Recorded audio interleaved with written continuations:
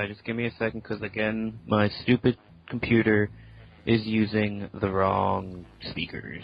You kids and your drugs. I'm older than you. Stop calling me a kid. You kids and your drugs with your crazy whatchamacallums. You young whippersnappers, no respect for your elders. Get off my lawn. No, you get off my lawn. Who needs a one-handed breakfast? Who needs a one-handed breakfast? Them kids who use them fancy cell phones. They're gonna go twerking after this or something. They tweet It's totally and they a rave. twat. What's a rave? What's the twerk? I've seen that commercial once. They're gonna post it on Twitter. What's a Twitter? Something they tweet. That was a joke at Star Wars weekend when the stormtroopers were just on stage chilling. Cool. So how accurate and faithful was the stormtrooper armor that they were wearing in relation to the movies? I believe they were 501st members. But how faithful? Perfect. and it's Disney. They own that stuff now. Right. They've owned that stuff for some time.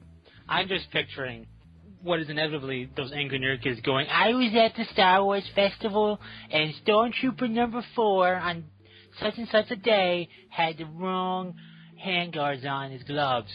Unfaithful, unsubscribing to Disney. He was clearly wearing the Episode 5 ones when he was clearly dressed as an Episode 4 Stormtrooper, right? That whole bit? Yeah. People pull that on Boba Fett all the time. It's so annoying. Clearly it's unfaithful to the series, unsubscribing. I'm no longer following Disney on Twitter. Should Disney have a Twitter?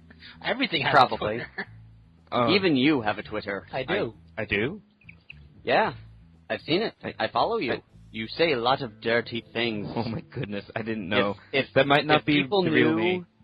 If people knew your real name, then they'd be like, I don't want to hang out with Fearless Games if they associate with this kind of guy. It is funny though. That's why there's all these verified things for the actual people of them, because there's plenty of those who are pretending, who are just doing it to besmirch the name and all that. Or to have fun. But it's funny for celebrities, because there's one guy acting all terrible but he's not the celebrity. But it also is kind of sucky.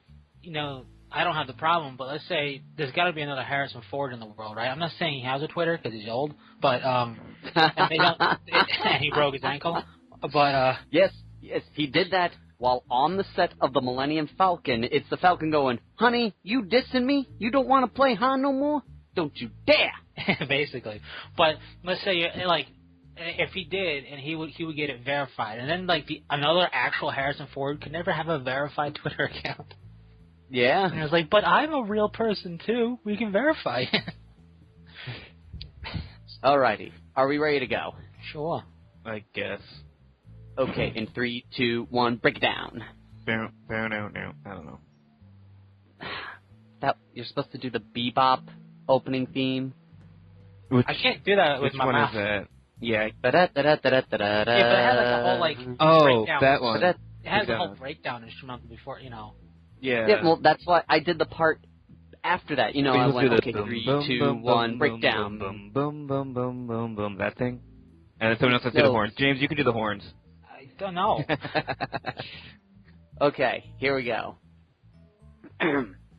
Hello, Fearless Gamers, and welcome to another podcast here on Fearless Games. I'm Matt the Vet, and today I'm joined by... James the Wildcard. And the Stark Lord. You're the Stark Lord now. Yeah. Because on Touching Base, you were the Stark. Oh, whatever. I don't remember my name anymore. Wow. Well, how's everybody doing? I've had a little good, and a little bad, and a little in between. I had some tasty. I apparently have an identity crisis because I don't know my name on the internets anymore. No, you don't. I was food shopping, right? Go on. And I came across Yum Yum sauce that said it's the best sauce ever on the bottle. It was such a bold statement, I bought it, and I tried it, and I'll definitely give it 2 yums. So out of how many yums? I don't know, but it's called Yum Yum. Well, the can said Yum Yum. Yeah. So the bottle 2 out of 2. 2 yums. 2 yums have an indeterminate number of yums. Right, which is either incredibly good or bad. But it's still a bold claim to say you're the best sauce ever, because that encompasses all types of sauce, and that's a crazy gauntlet of free-for-all in there. But there's a lot of sauce out there. It was tasty. I will give it that. The name fits the bill. Good to know. Good to know. So with that being said, good night. No, that's it. That's all we need to talk about. Yum Yum sauce. I got to meet the Billy D of Williams over the weekend. All right, go on. He was at Star Wars weekend, and apparently Mark Hamill wouldn't do autographs because Disney wouldn't allow him to charge for his autographs. Got to pay the bill somehow. I'm not doing it. Well, he's getting paid to be there. Come on. And he, out of all the people on Star Wars, Carrie's the only one that I can be okay with, because Carrie got screwed out of the royalty check. Speaking of Hamill, I don't know if you saw the YouTube video. He basically did the Joker and Luke Skywalker as the Joker as his father in that whole scene. Interesting. And he did it, his Joker voice, and how the Joker would kind of reveal to Luke that he's his father, and it was really good. It was really good because he's the voice of Joker, honestly. And it made me, it was happy yet sad. I'm like, this won't be the voice of the Joker forever. And no, it's apparently Arkham City was the last one. I know, but it makes me sad because that's a very big shoe to fill as far as voicing the Joker in a series or a game. Yeah, well, Joe DiMaggio, or whatever his name is, Bender, that guy. Yeah, the guy did Bender actually did it very well. Yeah, in Under the Red Hood. And there's actually, in Batman Origins, the guy they got was actually pretty good, too, to play a younger Joker. Right, it's just that it's just like if somebody else would say Peter Cullen was Optimus Prime, Yeah. It's just not going to be right for me. That is true, because there is only one Optimus. Like, sometimes I forget his name, because to me, he's just Optimus Prime. Yeah.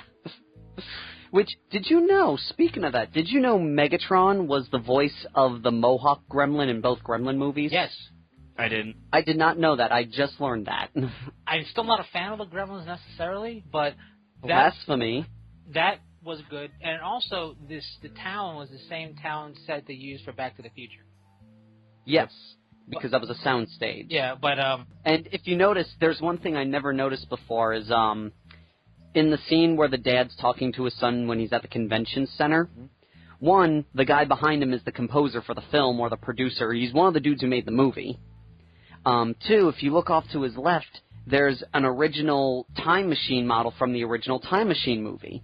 And it's sitting there and people are playing within the wheel spinning. It cuts to Billy, or was his name Billy or Bobby?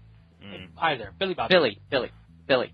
He cuts back to his dad. If you look, the time machine is gone. There's a bunch of smoke and people just sitting there trying to figure out where the time machine went. Oops. Basically, that guy invented time travel. If it went into the past, that universe of Gremlins is screwed, because invariably... And speaking of, that just reminded me, you know what I get real sick and tired of?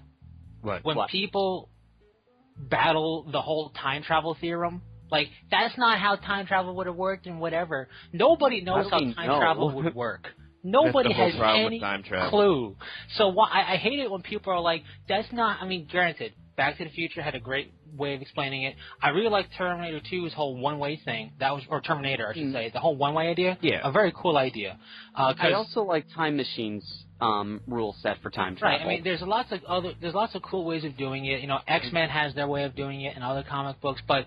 Which is weird. The only thing I had about that was how did Shadowcat get to do that?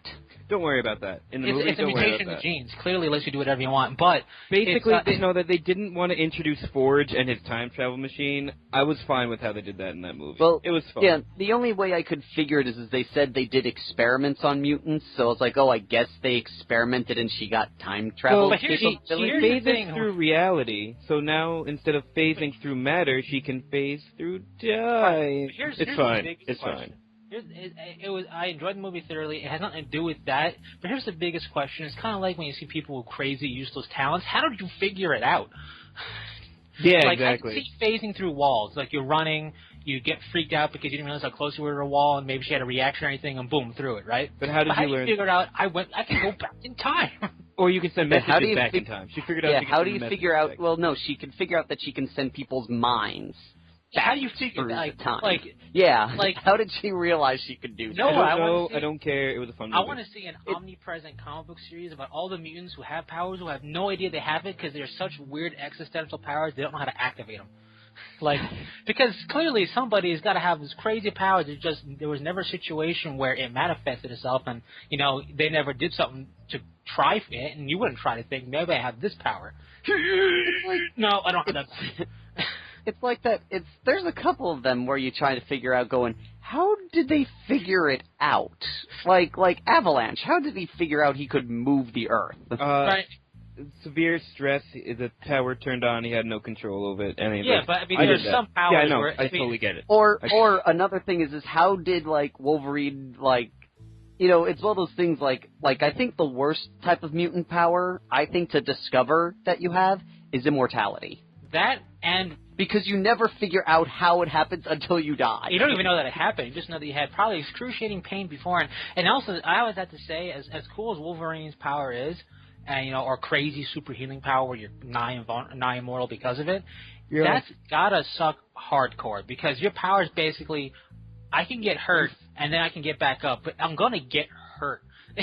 And they've done a good job with Wolverine consistently, usually. Okay, not always, but usually showing that he was the worst. We don't talk about that, but in the comics, showing that getting shot isn't fun, even if you can get back up from it.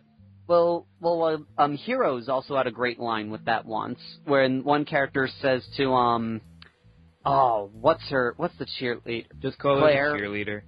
What's her? No, now I need to know her name. Claire Bear. Okay, Bear was the Claire. name. Yes, Claire. Yeah, Claire. And the flying kid just turned to Claire and goes, "You can eat fire just for fun." And she went, "I still feel pain, So, the only thing that would be a worse power to discover you have is the ability to not get hurt in terms of feeling pain, but the effect still happens. So all of a sudden, you just look to your leg, and one of them's nearly broken off. You're like, oh, I should probably fix this. That actually happens to people. There is that disease where you don't. It's an actual disease, and also actual trauma where you just have a super adrenaline dose. I'm talking about as a superpower, where it's just you don't feel it, and maybe it instead of bleeding profusely and dying, you don't. But it's just that's one of those. On the same line, I would rather not have that and have healing because it's more useful. But at the same time, it's how do you're gonna have to fight crime by basically going, I'm gonna throw myself at you, and it's not gonna hurt me. I'm gonna have to do lots of recovery time, but I'm gonna throw myself at you. Yeah, it's kind of there's a whole bunch of powers like that where it's just the heart. It's one of those things where it's cool once you discover you have it, but it's until you actually realize you have it. Yeah, but yeah, basically my point being, nobody knows how time travel works. Whatever thing is going to subscribe to doing it. And my favorite, when time travel isn't a huge issue, like Terminator, a big deal. Back to the Future, it's in the name. Stuff like that is when time travel happens, and it's kind of yep, that happened. Moving on with the plot. Let's not worry about how it happened. It just happened. Move on. We're all accepting of it. I love that because kind of okay, we don't have to explain time travel. We don't have to explain mutant powers necessarily, aside from we're mutated. That was the whole point of inventing mutant powers, is not having to explain a million. Explain where they came from. That's some of my favorite time travel stuff, where time travel is a thing that's there, but it's not the whole point of the movie, show, whatever it is. It's just yep, that's a thing. Moving on. And one of my favorite. Oh, sorry. And that's just the best way to do it when you're not going to make it a huge pivotal thing, because we kind of have. At least I keep forgetting the third, but there I think there was the big theory. You had Back to the Future and Terminator, and there was one other third one where people usually pick their poison of how they're going to describe time travel in their thing. They go with Terminator logic or Back to the Future logic or something else. Probably Star Trek. Was there a third one? Probably Star Trek. Star Trek has lots of the best though. Yeah. My favorite time travel moment was in Star Trek and Deep Space Nine, where for some reason Chief O'Brien keeps going back in time, kind of, sort of, for like a 2-week span, like Groundhog's Day kind of crap. And at one point, he runs into his time double, and they both just look at each other, and they both go, I hate temporal mechanics. Yes. You know what I love? So annoyed. It was great. It's great. I love Portal's thing with, if you see yourself, just let them keep on going. Turns out it always time both backwards and forwards. So. Yep. Because they didn't even really explain how to figure that out. It was a great little bit. It was perfect. Well, what was that again? I missed that. With Portal, when it's like, in Portal 2, when it's like, this test involves temporal mechanics, so if you see your future self in the test, just let that handsome devil go by you. Cause I missed that one. Because if you interact with them, whatever, it turns out that erase time, both forwards and backwards. So it's like, A, how they figure that part out. And B, fantastic. Yeah. Now, temporal mechanics is just silly. Let's leave it at that. Speaking of silly things. Yes, silly things. Go. I've got a question for you guys. Mm-hmm. GW has been doing a lot of Ork releases recently, Mm-hmm. but we haven't seen the Codex yet. I like it. What's your thoughts on that? I like it because we're seeing orkiness. You know what I mean? Like, even when it's just a redo of a model, like the mech, we're seeing orkiness, like actual in the models themselves now, as opposed to we're seeing them still vicious, but the orkiness that's been in the fluff, I feel, is more in these models. We see the Orkanauts, which I love. Mm-hmm. I love, the Orkanaut of Gork is, Cunnan and Killy. The other one's Killy and Cunnan or whatever it is. I love that.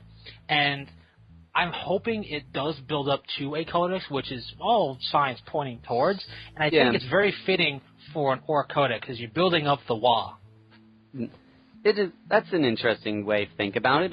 Stark, what do you think? I'm with James on this one. It's sure we want a codex, but at the same time they need to build up the miniature catalog for them anyways and update it. So do that first, then put out the thing, and it looks cool.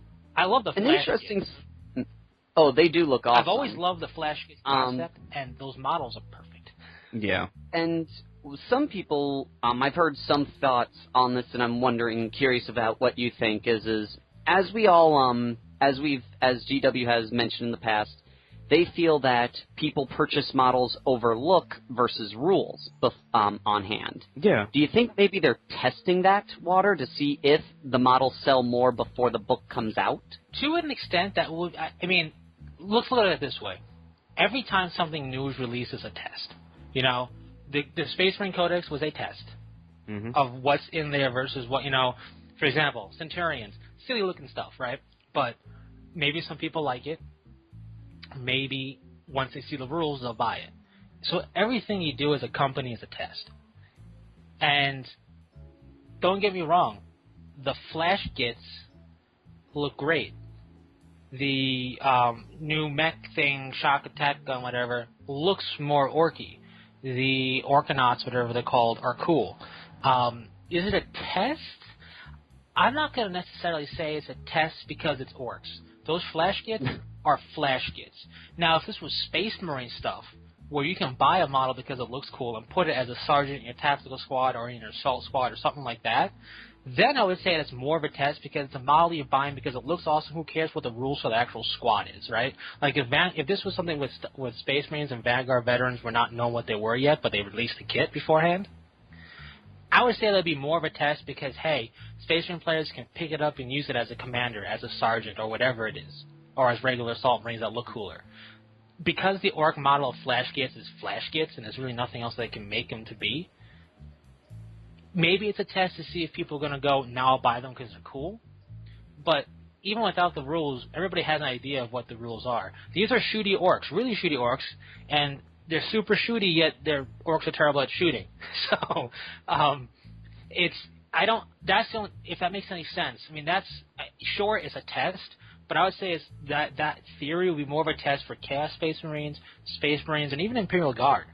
Yeah. Because more things can be utilized in multiple different units you can use in the Codex. Honestly, this is probably more of a, hey, we're putting a supply line together for new models. They're already up before the Codex comes out, so no second-hand person's going to try to make models of this for us, or can without us, Maybe it helps keep their stock up. Maybe they were having issues with certain key models, like say the Orkanauts, right? let's say they're anticipating them being a super hype item because they're going to be cool rules-wise, whatever. Mm-hmm. Maybe starting it now can help build up a stockpile. I don't know. Yes, exactly. Like, it takes a while to set up. They have limited stock capabilities, even though they are the largest model maker for this stuff out there. But they have limited stock material abilities, and if they put the book out before they put the models out, they'll run into the same legal issues they ran into before. So this way, if they have the models existent and able to be bought before they have the rules, no second-hand company's going to come in and make, I don't know, what's this random thing? A Mech Guns custom Mega Cannon. They can't just make one of those and say, hey, we made it because they didn't have a model. The model's clearly here first. I also think it's. Okay. I also think aside from the Orkanauts, what we're seeing is more of a hey, we've had flash kits, we've had a shock attack gun. This is this is like a redo. It's a plastic kit now. I don't know about the shock attack gun, but the flash kits, I think. Yeah, the shock attack gun used to be fine cast, I think. Yeah, I don't know what it is It now. looks a lot better now. Like, they made some nice modifications. Like, I mean, Orkanauts aside, I think the Orkanauts was the big hint of, hey, Codex incoming, because you can't just drop something which has no rules like that and expect the people to go, okay. But at the same time, the flash kits, things that they felt, and rightly so, needed an overhaul, they're doing. What that means as far as other units, who knows? What that means as far as anything new, who knows? What they really should do is update the Death Copters. If they didn't take the Death Copter thing that they had in the previous starter box, they are dumb. They just need to take those and make those. People loved those. Real quick, if we could just step out 40K real quick, and then we can step back into it, because I got something to say. Because I've got we got lots of other with stuff. that as well. No. Okay. Well, go with your thing, and then we'll go back to my question. Have either of you heard of Tachyon the Fringe? It's an older game. No. Yeah, but I never played it. I looked at it. The controls of not having a joystick are complicated. It's a space game. But the only reason I bring it up is because you two are big fans of the voice actor for the main character. Oh. Bruce Campbell. Oh. Bruce Campbell. Go on. You play as the character voiced by Bruce Campbell. And that's all I have. Nice. That's all I have to say, really. I will look for this game now, because the chin rules all. What's it called? Tachyon the Fringe, like the Tachyon Pulse thing, or Tachyon Arrow from Necrons, but Tachyon the Pulse. Tachyon, as in, I'm not even going to explain them. It's a space thing that's really complicated. Yeah. It's not on Steam, it looks like. I think it used to be. It's probably on GOG. Just try GOG. Now, before you get back to that, another random thing really quick. Saw a couple movies. Everyone should see How to Train Your Dragon Part 2. It was pretty good. And A Million Ways to Die in the West has so many negative reviews, but still a decent. I really want to see that movie. I might see that tomorrow. That came out already? Yeah. Yeah, it's been out. I do want to see that. There's like 15 cameos in it at least, and they're all great, and I shall say no more because it will ruin the movie. Right, but it looks like a movie that is a train wreck you have to watch, and that's a perfect analogy for the Wild West. Huzzah! It is, like, I think all the reviews are way too harsh on it. It is not, like, a great movie. It's not an Oscar award-winning movie, but it's fun. No, but it's not like it's trying to be something it's not. You can tell by coming attraction. I think it's everyone was expecting another Ted, and they didn't get Ted. I still haven't seen Ted. Ted was hilarious. You should see Ted. I know. The last film I saw, aside from Days of Future Past, was Godzilla, which is still amazing, and people who are complaining about Ben Kingsley having a small role, Breaking Bad is over, get over it. And Ben Kingsley's in everything. Not Ben Kingsley, Bryan Cranston. That guy is decent, but the whole... you shouldn't complain about human roles, really, aside from, like, the main one. That was the thing, is everyone's like, he's not in the movie enough. I'm like, look, Breaking Bad is over, and that's why you're mad. You were hoping for Breaking Bad the movie. Well, the thing is, he was, like, really, really, really big in the trailers.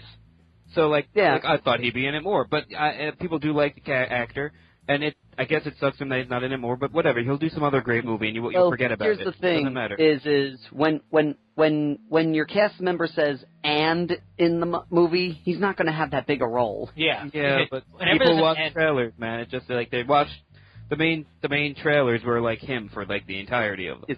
Which I liked, because then we got a move, because they built us up for just the beginning of the film and didn't give away the rest of the movie. You know what I'll say about that is, Boo-hoo, he's crying all the way to the bank, so...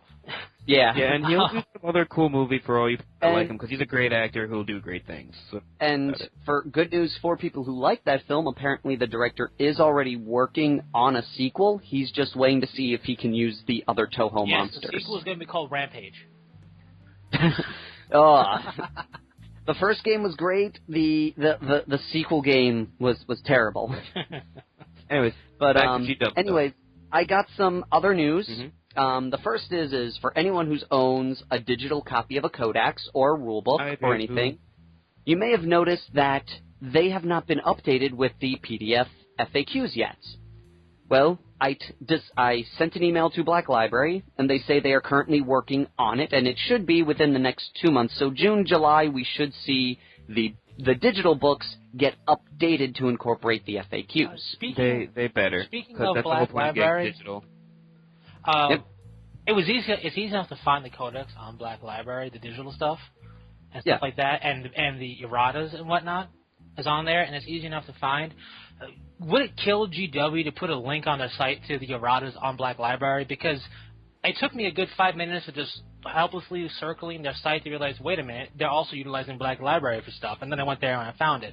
You know, especially could have just asked me. But especially for like new people getting into the game. It is true. Like put something on there that says a link that says errata FAQ. Boom, takes you to Black I will say for website redesign that was supposed to make everything easier, there were some points where they dropped the ball. Yeah, I don't like the new ordering setup. It's not bad. I get why it's good, but it's I haven't tried the ordering system, but I don't like how at least for me, I click on something, I then click one piece, it then takes I have to, in order to get stuff, I don't like the clicking piece to it, because it changes too many things, because I'm used to the back button, and the back button screws everything up. It's got a nice expansion for doing really precise searches, technically, once you're used to it, but I miss the old setup. You can do, a lot of breakdowns. Yeah, this is the new site. Overall, I'm fine with it. They just really need a link for errata FAQ, because that's well beyond fluff. That's rule stuff. They should have a link to that on their main site to go to Black Library's thing, because, especially as a new player, Black Library, that's a novel place that releases the e-stuff as well. You're not going to think rules to go there right away. And and I'm not one I don't really fear change. I don't mind the new setup.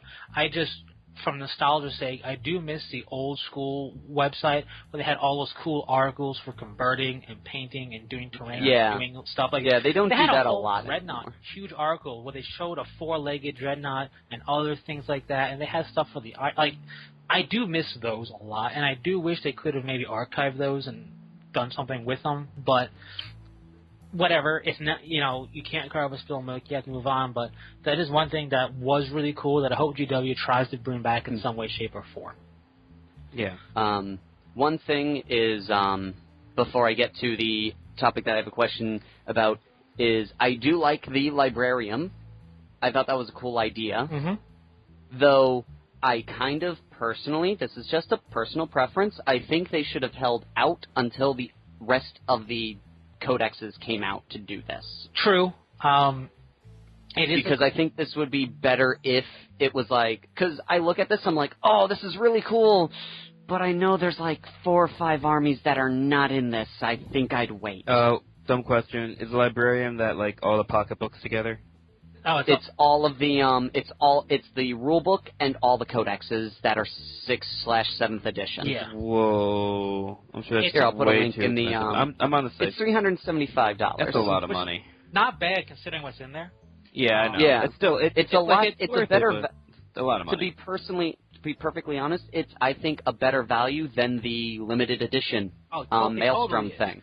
But my thing that I wish, and I hope if they're gonna upkeep this and maintain it, is I would like it to be a bit customizable. Here's why. The codices that are out already, if you play those armies, you bought that codex already. So, I would like to say, oh, you're a Tau player, you can sub out Tau for Orks, let's say when those come out or something like that, right? We can sub it out and drop the if there was a bit more customization to it, still keep the overall sheath that they go in because you're going to put your codex in there with it. But that would be a really cool idea. A custom librarian, because maybe throw in all the if they did hardcore books of like said Tau, throw in the Far Scythe Enclave and all the other Tau. Yeah, but like, or you could do stuff like that. Like, hey, you already have Tau. Well, instead of the Codex, do you want the Far Scythe Enclave, or you don't want X amount of dollars off the product? You know what I mean? Because you already own. Because I know, if you play an army, you bought that Codex. And these are all the current codices available, so clearly you bought them. So that's the one thing I would like to see. That's that. And you have your question. Once you get to it, I have my question as well. Yes. Rumor is, this is again a rumor. Rumor has it. That... Rumor... Oh, God, we're turning this into a song and dance number? No, we don't have a camera. We don't have a camera to show off our beautiful choreography, so no. Probably for the best. No. Once you start singing, you instantly get 6 months of choreography in your head, and you know it. Exactly. Perfectly timed. It's true. Don't you know the rule of musicals? Oh, we're going musical now? Fearless Games the musical? I'm down with that. Oh, it'll happen. If you want it, Fearless Gamers, vote with your comments. Please don't. Oh, don't do it. Rumor is that Ghazghkull will come as a Lord of War, basically be like a Primarch-like, super apocalypse-y type of character. Mm-hmm. Thoughts on that?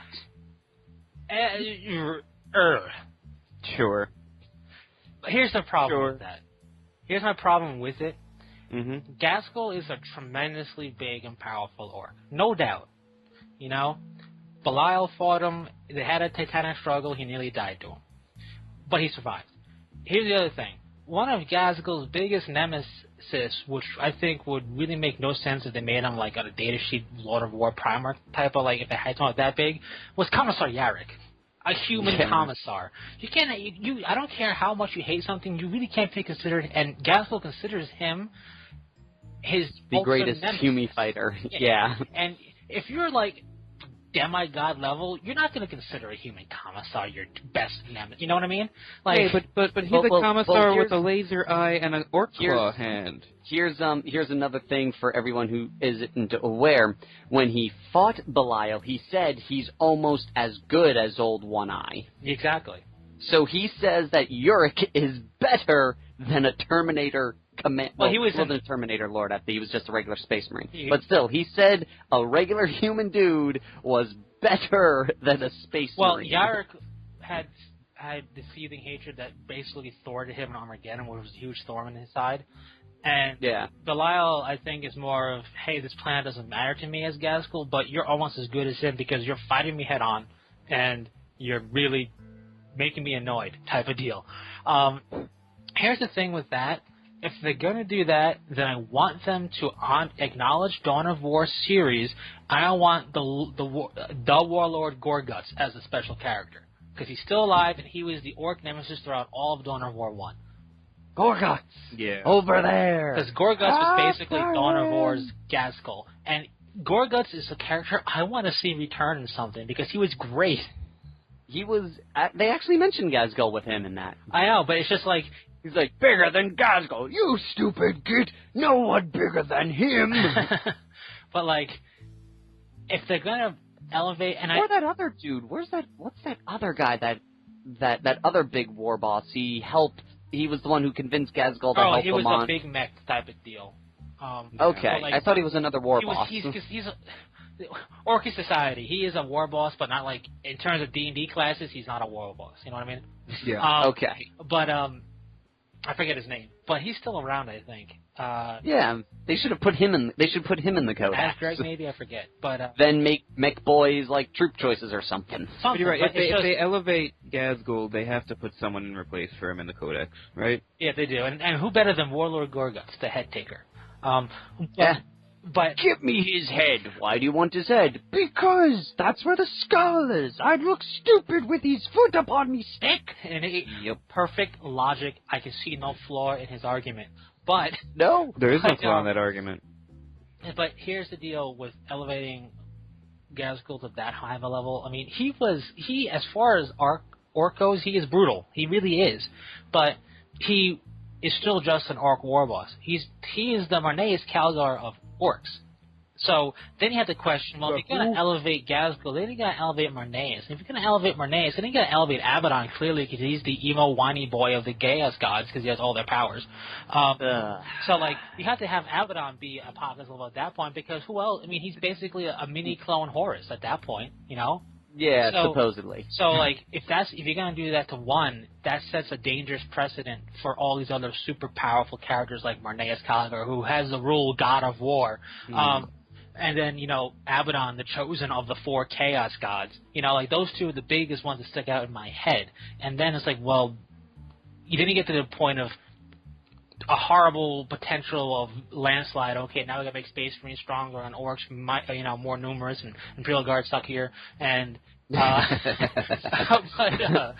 how it works. That's the balance. Well, no. We just got not only suckier but cheaper, so we can have more of us to outweigh the crappiness. I'm not saying it's gonna automatically turn into okay. Now we have the Moving Marines list, and we have a bajillion Imperial Guard or anything like that, but it is a slippery slope because there really isn't anything in Gazgul's stuff to really warrant such a demigod-like status of being something on that huge level. And clearly he won't be like a Primarch, but...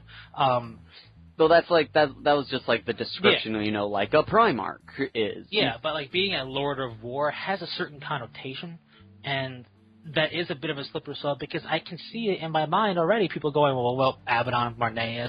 What about what about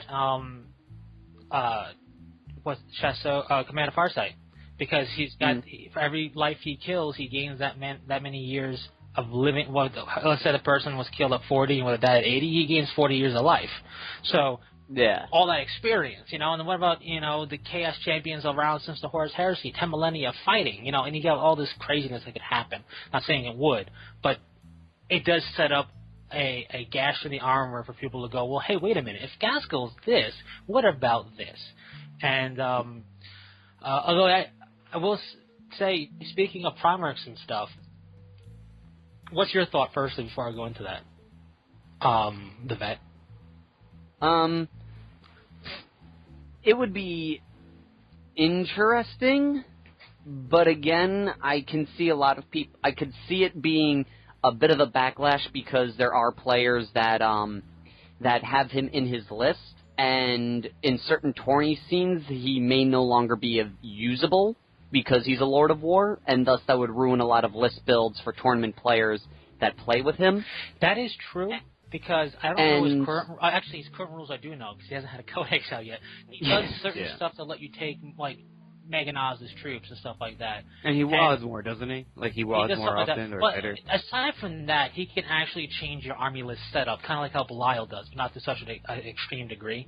Yeah. So, and speaking of that, the more I think about it, the more I really do not like the Unbound stuff.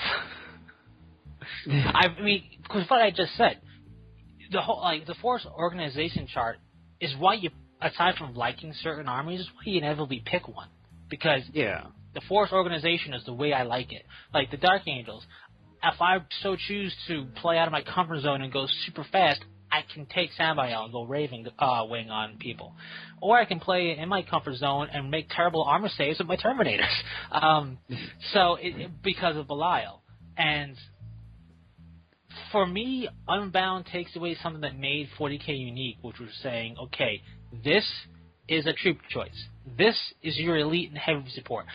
I think it's great for Apocalypse, but Apocalypse already had the idea of throw everything out the window and do what you want. Right.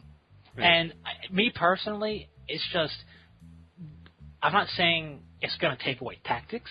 Not at all. You still have to feel something, a cohesive list that's going to work with itself. If you feel nothing but Razorbacks because you felt that way, or nothing but Whirlwinds, well, have fun losing. But you still have to be smart about it. But the fact that I only had 3 slots for heavy supports and how to make them count, I only had so many slots for fast attack and elite. I only had so many slots of an HQ. I like that because you couldn't have your cake and eat it too. You could try to your best, but it just made me think of it again because I've been giving it more thought just by reading up on stuff. And speaking of how like Gaskell can change things and Belial can change things, well, I feel they almost require, in the case, especially, I don't know, harping on the Dark Angels, but because they're such a good example of this with Samael and Belial, if they're going to do the Unbound thing, then I think their special uniqueness, because it's in their special rules, needs an errata update. You know, Right. I feel it almost deserves them to either have a point reduction or gain something in its place, because it's no longer a unique rule. Outside, it is if you only play in Force Organization chart, which I'm guessing a lot of local tournaments are going to have the rules. Hey, it's a tournament this weekend, Force Organization chart only, because it's easier to enforce stuff. Yeah. To judge, enforce, and make things fair. Yeah, but I almost feel like special characters like that, like even running as Calgar, which I've only seen one list use the whole 3 Honor Guard squad thing, but hey, you can do that with anybody now because it's Unbound if you want to go Unbound. So I feel like almost they need a tweak almost because of the way the stuff is. Well, going off of that, I think I agree with you, but I want to addendum to that because they made a way to fix what people wanted. Because Unbound's a little silly. Because the Force Organization chart also gives you, like you said, why you play an army. It gives the feel of an actual army because you have different setups for certain things. You only have so much of certain things in an army normally, right? Like, you're supposed to have more troops and special equipment. But what else is going on there is that I like that they did do for 7th, and correct me if this is wrong, but technically everything can score, but troops score better. Yes. So like troops. The way that it works is everything's a scoring unit. Mm-hmm. But if you are a battle-forged army and you pick one of the 3 or 4 different Force Organization charts, certain things get the ability Objective Secure, which means your dudes are scoring and they can't be contested by another unit. Yeah, I think that's all they really had to do. They didn't have to do something Unbound. They could just done something as simple as, and not even go as far as that whole bit, just do everyone counts as scoring, but troops are uncontested unless it's by another troop. So troops are more important for scoring, but still your elites and your heavies can score because that was a problem that you had back in the day. That doesn't... Like, Unbound is way beyond that. I know, but I think Unbound went too far, and they only needed to go that far, really. Oh, yeah, but I mean, let's face it. We've all been in that mindset. I know myself thinking, hey, 1850 point of nothing but Land Raiders. Oh, right. But it's like, it's silly, and I wouldn't actually do it. A, money. B, I love to get popped by things that need 6s, so I would lose first turn. But, like, that's the way my luck rolls. And also, it wouldn't feel the same, because I wouldn't be able to, just barrel through cover, rolling 1s for my moving and stuff like that, because I'm terrible at rolling, so I would immobilize myself or hurt myself. But it's just, everybody's been there. This would be really cool if I could fill 17,000 dreadnoughts, but that's what Apocalypse is there for. Like, Apocalypse is, in my opinion, the stress relief, the pressure relief valve. Okay, Go nuts. I think maybe they made Unbound so that you could do Apocalypse at not over 3,000 points. They did Unbound. They did Unbound essentially because to try and encourage more purchases of different items. Like, for example, I'm Eldar. Oh, I really wish I had something for my Howling Banshees to assault out of to be interesting. Ooh, Unbound, yay! Now I can buy that cool Land Raider. So it's trying to get people who want to have cool things but feel restricted by their codex, and the Unbound allows them to, essentially it's trying to get you to buy more models to create wacky configurations because you want to be able to do so, but your codexes and the Force Organization chart prevents you from doing it. To that, I say this. To any player who feels this way, it's called fun games with house rules. You don't need a rule set in a rule book. We could, case in point, I could roll up, well, if I was in Long Island still, I could roll up to the Starkler and the Vet and go, hey, guys, check it out. I got some battle suits, right? Which I don't. But I got some battle suits. And I got, this happening. And I got crew. I want my crew to assault out this Land Raider with my crisis suits providing support. This is the point cost. Come against me with equal point cost, And most friends and people who play a lot and for fun will go, sure, why the heck not? Actually, I would say, no, that's not allowed in the rules. Is that and never is play that with you again. To the fluff of that particular set world. But really, I don't believe. Show me in the fluff that when Space Marines allowed crude in the Land Raider, and then you can do it. They did it, but the servitors had to clean it out afterwards, and it was bad. It was bad. Never again. But it's just if it's not a tournament game, if it's not a training type thing for testing out, and you just pick a game because you're bored on a Wednesday evening and you're at a store, and you go, hey, you know what? I collect Eldar and I collect Necrons. Woo! We're going to team up to fight your Space Marines. Oh, okay. Yeah. Show me in the book. No, I mean, like, we've done that before where it's just like, here's whatever. Stuff. I'm just going to play this. We did a whole game with just HQs. That was... We've done that more than once. We Yeah, gotta do that again. See, Kate, this is just proving my point. It's called fun pickup stuff where you don't need Unbound. And for those who actually share the opinion that we are kind of making fun of, we apologize. We do not mean to offend. But lighten up, bro. When it comes down to it, it's just a game. It is not a game. It is a way of life. Speaking with that whole thing, I have the third Horus Heresy book, and I've been reading, and oh my god, the awesomeness of the Horus Heresy series of Forge World. What's this book called? Extermination. You bought the third book? Yeah, I bought the third book, Extermination. You crazy person. This book has Raven Guard, Imperial Fists, it has Iron Warriors, and it has Alpha Legion. And all I gotta say is, Forge World, you know how people say the first is the best for stuff, and then, they're just trying to rehash stuff? Forge World is upping their game with every Horus Heresy book out there. Betrayal was awesome. Massacre stepped it up. Extermination, oh my god. This is what Black Library was until they went to 47,000 books. And that's my biggest pet peeve of Black Library's Horus Heresy series. I've read 22 of those books. That's an absurd number to be nowhere near the end. Can you say how many books you read again? 22. 22. How many are there? I think of approaching 30, if not more, by now. Oh my gosh. And that's not counting the limited edition novellas that eventually get released. That's not counting the audio dramas, which I've listened to 5 of. I've only listened to 1. I've listened to, a bunch. Hold on 1 second. The audio dramas I listen to are, the Inquisition ones. This is all in the Horus Heresy series. And it's not near the Battle of Terra yet. I get it. It's a cash cow. You're milking it. But honestly, when I started reading the series, I expected maybe 5 or 6 books. Because the first 3 books went pretty quick through, here's Horus Loyal, here's Horus Laid Low, here's Horus the Traitor. And I figured, okay, keeping on this logic, we'll have 5 or 6 books. I was so wrong. But, don't get me wrong. Too many. I've enjoyed it. I've enjoyed what I've read, but it's gotten old. And the nice thing about the Horus Heresy book series of Forge World is we have 12 of the 18 legions covered already. Yeah. This is triply important because it's rules to play them, and you can't wait 10 years to get your legions. From what I'm really excited for, seeing what they've done with the other legions, I'm very excited to see what they do with the Thousand Sons. Here's the cool thing about these books. First off, the hidden gem in these books, and I say it's a hidden gem because it's clearly about the legions of Space Marines, is the Mechanicum rules. From book 1 up till book 3 has more and more mechanical armyless rules.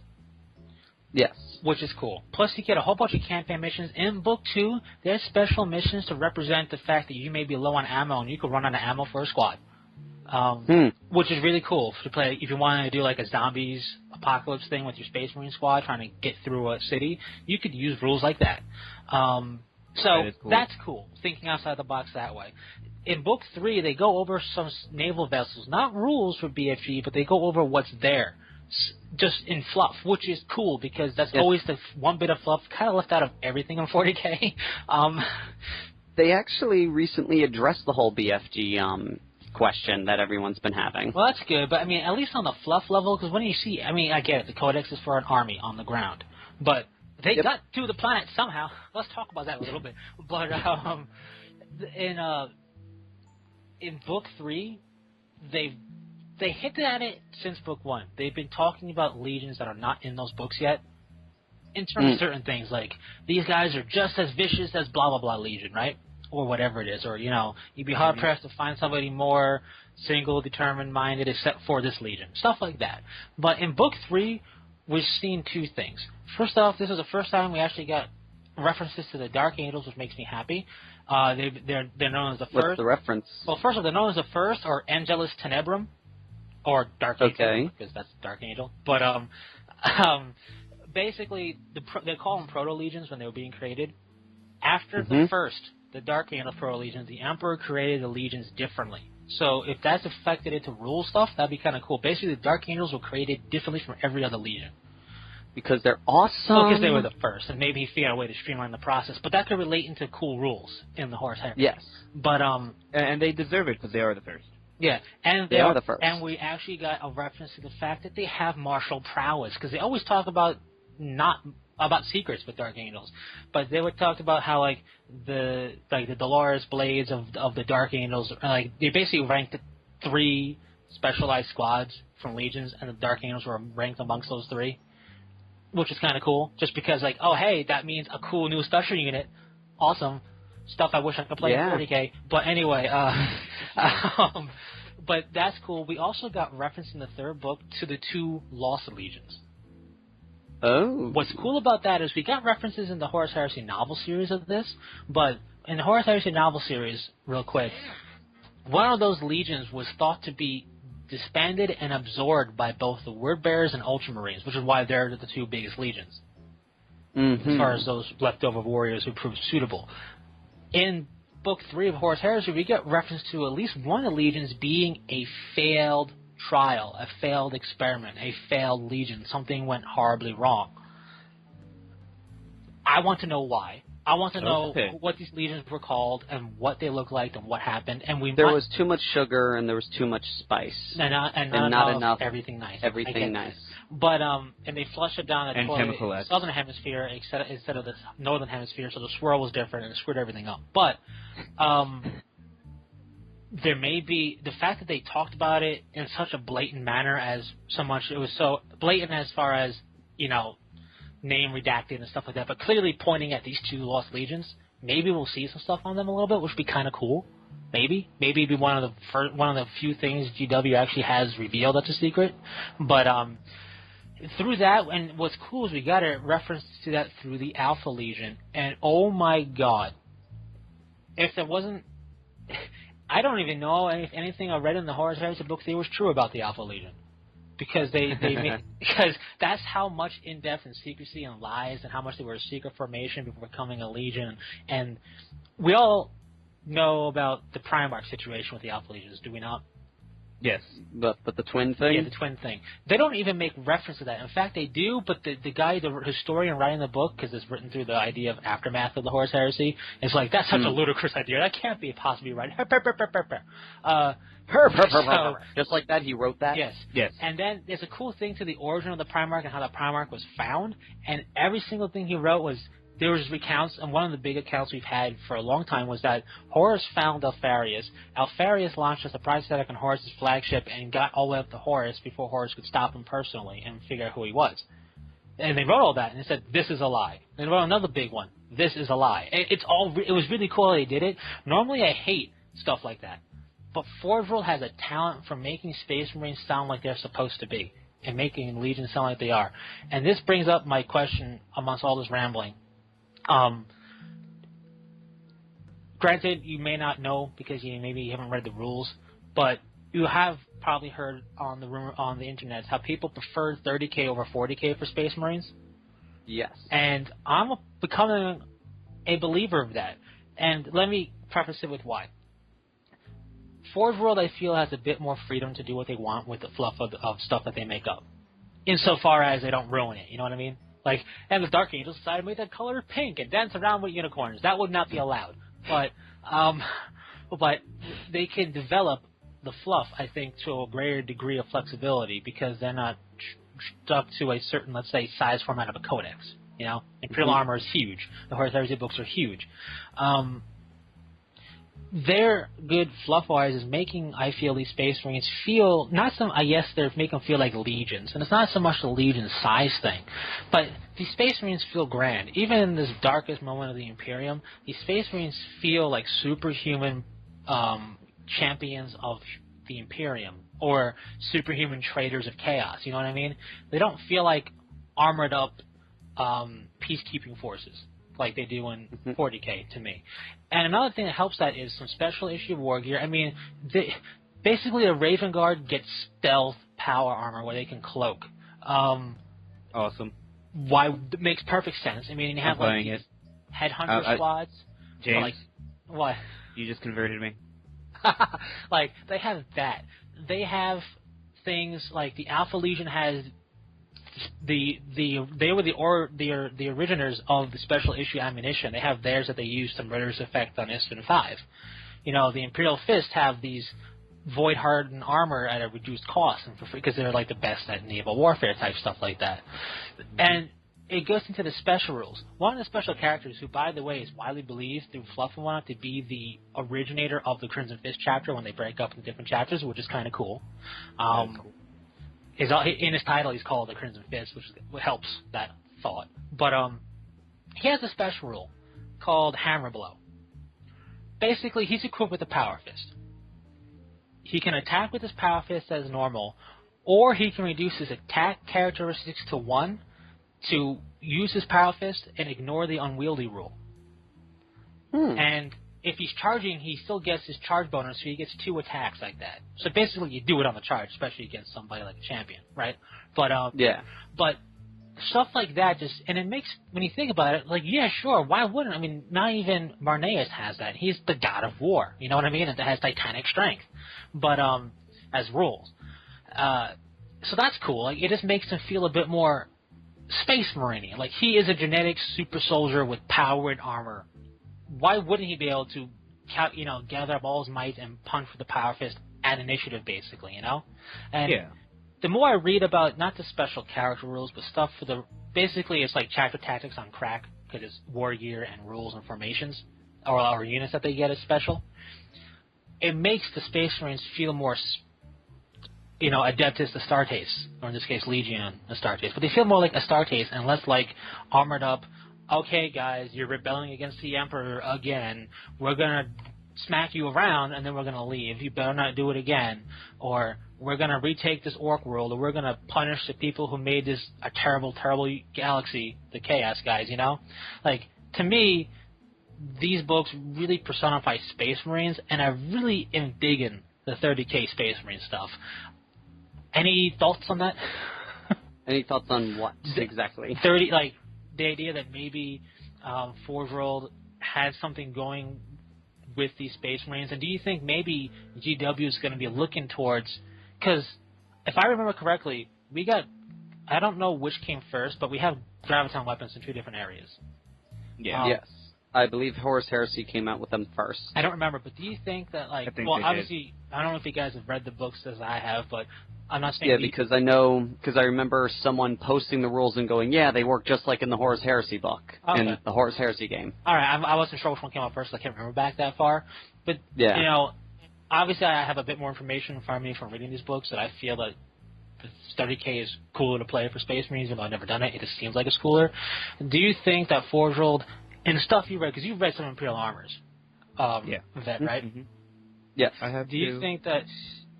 but you don't count. No.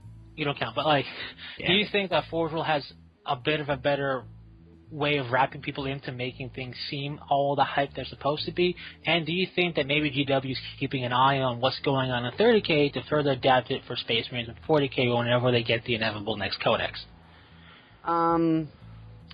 I personally think that Forge World has the bigger benefit of that it is a smaller group in terms of staffing, and I think I think, in a sense, I feel that Forge World is a game company first and a model company second.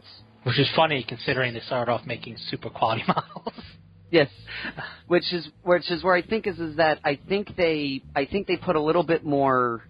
I think because they're a smaller group and they take a little bit more time with this stuff, and they listen a lot better. Like a good example is Aurelius got an update, and they got waved with emails about how this is broken, this is not cool, this is broken, this is...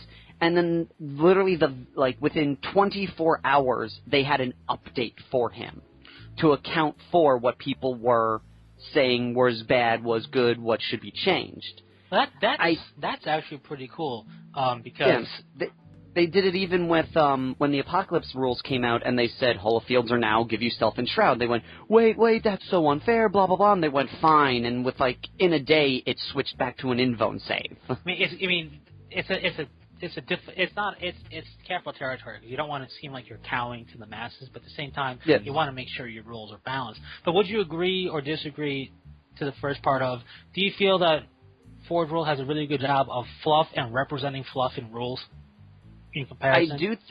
I think Forge World takes more time to account for when they make a rule, does this feel fluffy and is it balanced? I feel they do take more time and effort to do that. Mm-hmm. In terms of does GW look towards Forge World to make, to kind of like an idea, I disagree. I think all GW looks for Forge World for is what's popular. Well, again, grav guns. They probably went, wow, grav guns seem very like a cool idea and everyone seems to like them. Let's throw them into our book. Well, yes, but that's kind of what I meant. I don't mean they're going, what's Forge World going to do? Let's copy it. But more like, this is, and again, I think Horus Heresy came out before it. I don't remember, but yes. More like, okay, 30K undoubtedly popular by a lot of people's standards, and so far as being a niche market of Space Marine stuff of the Horus Heresy. But they really like this squad, which has access to this weaponry, or they really like this idea. Maybe in our Codex update we can introduce.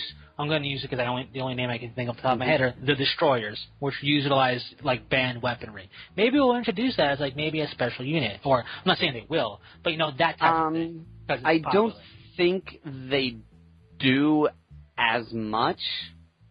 I think they only do it. I guess you could say I think GW's real thought process is if someone's it feels more like what can I add? I need one more thing. Screw it, I'll just look at the most popular thing from Forge World. Gotcha. Is more than people like that. We should probably think about adding that. I think it's more of when they can't think of something, they see what's selling on Forge World. Well, they could also do they could be we have this idea of Forge World, do you want to test this out? Yeah, it could also be a testing ground. Yeah, because that's kind of also what Forge World's supposed to do a little bit, is to test some stuff out. But that's what I feel on that front. Yeah. Sorry. I think they do a really good job writing rules that capture fluff really well. They definitely do that. They do a great job of that. That's why I like half of their stuff. But on, are 30K Marines better than 40K Marines? I would need to play before I can make that decision. I'm not going to make a decision on that, but, they sound cooler. But the reason I think they sound cooler is that Forge World's just concentrating on them. Because, GW really has to do all the legions and really all the chapters in, I think they have, 4 or 5 books, technically, on Space Marines total. Oh, yeah. And that, technically. And Forge World, we're going to do all 18 of the originals and make each one of them more different and more unique and, play with them more when you can't really do that in just 1 or 2 books, Well, they've done that. Yeah. Actually, that's not true. In the original, first off, Blood Angels have their own rules. First was a Legion. Dark Angels' own rules was a Legion. The only thing and everything else is represented in the Space Marine Codex as chapter tactics for, aside from the Black Templars, First Legions. So they're already representing loyalists that way. Chaos is chaos, so you can never really be sure what they're going to do with that. But they're already representing them. Now, I fully agree on the fact that we can't put all these special units that everything would have into books. But it's not that it's 30K Marines better, because there's a bit of a point difference so you can feel the larger force in relation to them. But it's more of, what I'm getting at with the 30K Space Marines is that it's not that they are better rules-wise, because they're Space Marines. They don't have as better a stat line of War Gear. In fact, sometimes the War Gear is worse because it's older and not as good. But which is funny considering we never think of improvements in the 40K timeline. But it's more of Space Marines see more Space Marines than in Space Marines Codex is what I'm getting at. I get what you're saying. I think I'm more thinking on like they're able to like really show more of them and like the different types of them because they have more workspace with them. But you're right, they probably do seem more. Yeah, they do seem more fluffy. At this point, but I mean, it's definitely that's a good word. They're definitely fluffier, and I having not played them, I couldn't tell you if they play not better, but in a more enjoyable fashion. But my guess is they would, and you don't have to buy each book individually. They have the Horus Heresy, Legion of Astartes, Army List, and then Isstvan Campaign Legion. So I'm guessing if you want a particular Legion in question, they're gonna do a book like that because they got all the legions from Isstvan. So they're probably gonna do like several books like that. Yeah, they have the Crusader Army List, which is just a generic campaign army legions. Yeah, like the Crusader Army List is your basic bare bones Legion list, which is which I don't want to say like I'm just sugarcoat, I'm just like being mean, but that's probably just gonna be the Ultramarines list. But but then this one. Stuff. Troop Tactical Squads. It looks like what this is basically, it looks like from reading this, it's the entries in the books without the Legion part of it. Oh yeah, it is. That's what I was saying. The Crusader list is your bare bones. This is how Space Marines can be equipped. And then your Legion Isstvan Campaign Legion book is this is gonna make you play Night Lords. This is gonna make you play Iron Hands the way they should be. You know what I mean? Yeah. Like it's and it has all the Primarchs and other stuff. Yeah. That's a book of tactics and special characters. The other book is your basics. You're going to need 2 books no matter what Legion you play because you're going to need the Crusader book and then whatever compilation book they have for whatever timeline. Or just buy the books themselves. If you don't want to. If you're somebody who's more looking for just rule stuff, that's because there's over half. They're less than half the price. So, if money's your issue, you can get both for cheaper than one of those books. So, that is true. You can buy both books for £10 less than one of the books. So if you're looking at it that way, but no mechanical stuff. So if you want mechanical, you gotta wait till they probably make a compilation book of that. And that really is, as much as I love the Space Marine Legions, we were expecting that with the Horus Heresy. Getting this in-depth of the Mechanicum is a hidden gem. I wasn't fully expecting such an in-depth look at the Mechanicum. And it makes me wonder, and I'm curious, if they're gonna do an in-depth, because they basically cover the Mechanicum side and special stuff, if they're gonna do stuff for the Imperial Army, which was a little bit different than how the Imperial Guard is now. Yes. Because that's why everything went the way it went. So, be interesting. We are sadly running out of time in this thingy-mabob. Was there any final thoughts people wanted to say? I'll save them for next time. Yum sauce. I think we should start looking into playing 30K. I don't think we can afford it. It's a question of right now, again, pricing. Because right now the American dollar is not that good compared to the British pound. And aside from pricing, that hurts us a lot. Aside from pricing, me personally, I have no idea what Legion I would do. Oh, because we don't have all the Legion rules yet. You know what I mean? Mm-hmm. I've already picked one Legion that I know that I would most definitely play, and that's the Emperor's Children. Really? I have one Legion I know I definitely would not play, and that's Sons of Horus, because I never was really a fan of them. Yeah. But one of the Legions I'm actually would consider playing is Imperial Fists. I would do underneath the command of Sigismund and basically make the people who eventually become the Black Templars. But we don't have rules for all the Legions yet, so I'm curious to see how some Legions pan out. I would never play them, but quite honestly, I'm curious about the Space Wolves. I'm also curious to see if the Custodian Guard will get their own army type of deal. Because supposedly that's why they are not in the next book, because they have to build up the Custodian Guard, the Space Wolves, the Sisters of Silence, and there's like too many armies that they need to work on right now. Exactly, but if those get a devout rule game like stuff where you can play them as their own standalone army, I'm going Custodian Guard. No matter how cool 1,000 Sons of Dark Angels are, I'll just buy the models anyway to paint. Oh yes, that's one thing is I'm probably not going to play the 1,000 Sons or the Dark Angels, but I may use this Forge World opportunity to get more unique stuff. Exactly. Like on my Black Knights, I got the Mark III armor, so I could put Mark III helmet on one of the bikers. Well, that's a good idea. But my point, I guess, to not get up more time, my point is, for me personally, and maybe the same for you guys, and maybe the same for the Fearless Gamers, knowing that we have 6 legions to go, plus special things like the Sisters of Silence and the Custodian Guard, which really are the only 2 real special things left. I really can't make a call, even though the Imperial Fist seem cool, even though the Iron Warriors seem very cool as well. I can't make a decision until I see all my options. And that's why I'm hoping that the Forge World books don't pan out like Black Library, which they can't because of rule reasons. So that makes me happy that they'll probably finish before Black Library. Yeah, and that'll be great because I'm with you on that because I think they've only done 2 of the legions that I'm interested in looking at, and there's still like 3 left. You're gonna love the Wraith Guard. I know. Yeah, but definitely I've been thinking I might do 1,000 Emperor's Children just because I did like Fulgrim, so I picked up the model. For me, but I'm not sure if I'll go through with them or just use them for like chaos-y stuff. Yeah, for me, it's right now it's Imperial Fist and Iron Warriors are the 2 really cool ones for me right now. I might just end up doing 1 good legion and 1 bad legion. Yeah. It's funny because the 2 legions I picked are huge enemy rivals. But we got to get going. But before I do, I'm just going to make one little thing because I just found this cool news article. Nordic Games, they're the ones that bought up a lot of the licenses of THQ, like Dark Souls and all that. They're deciding, they've finally made the decision that they're going to start publishing games under THQ because they now own the THQ icon and logo. So we may see another Space Marine game. Maybe, but Sega has that. Yes, that's right. They own that stuff. Oh, we may see Darksiders.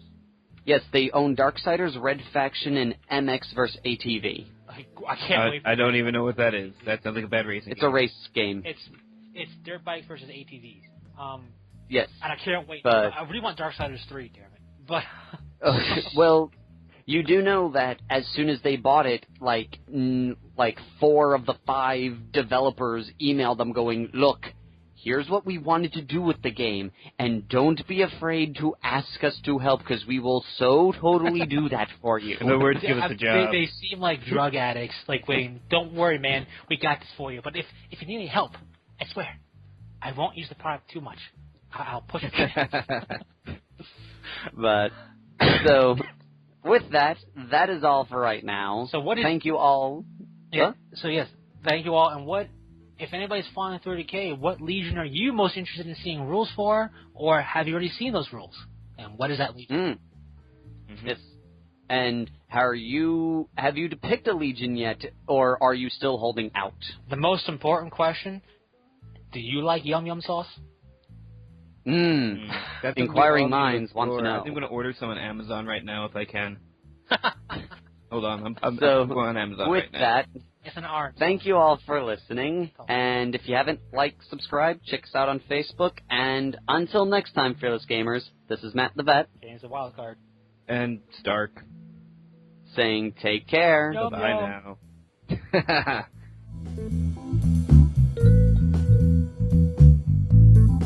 now.